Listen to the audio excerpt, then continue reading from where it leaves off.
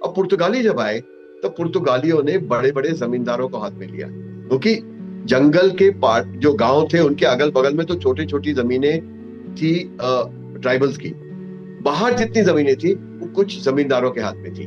मैं ये नहीं कहता किसी जमींदार एक कम्युनिटी के थे या एक धर्म के थे या एक इलाके के थे, वो हर तरह के थे। उसमें मुस्लिम भी थे, पारसी भी थे, उसमें हिंदू भी थे, राजपूत थे, हर तरह का जमींदार था।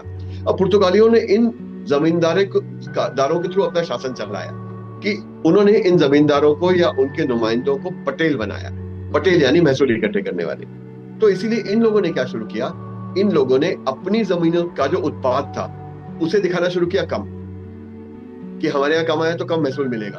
और उन जमीनों पे जिन पे वो छोटा छोटा काम करते थे उसका दिखाया ज्यादा, और उनसे ज्यादा से ज्यादा महसूल लेने लगे। पूछने पे कहते थे फनगा का हुक्म है, फनगा मीन्स फॉरेनर, कि फनगा ने कहा ये तो देना पड़ेगा आपको, और जोर जबरदस्ती करके उनसे छीन लाते थे। इस तरह over a period of time in लोगों की जो लैंड होल्डिंग थी वो छोटी छोटी होती गई, और इनको उनके खेतों पे काम करना पड़ा।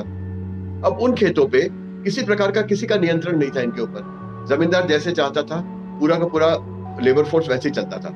इनको इतना था कि वॉशरूम ब्रेक भी नहीं मिलता था दिन में, 12 घंटे में कंटिन्यूसली इनको काम ही करना है, खाने के लिए, सोने के लिए, किसी काम के लिए इनको नहीं रुकना है। और अगर ये रुकते हैं तो जो बर्बरता पुर्तगाली करते थे वही बर्बरता उनके जमींदार भी करते थे, जो उनके पटेल हुआ करते थे। बर्बरता में क्या होता था, जैसे ट्राइबल लोग चोटी रखते थे और उनकी चोटी उनके पैर के अंगूठों से बांध दी जाती थी और उनको धूप में खड़े करते थे। अब इस हालत में इंसान कितनी देर तक खड़ा हो सकता है, गिरता था तो उसको डंडे पड़ते थे।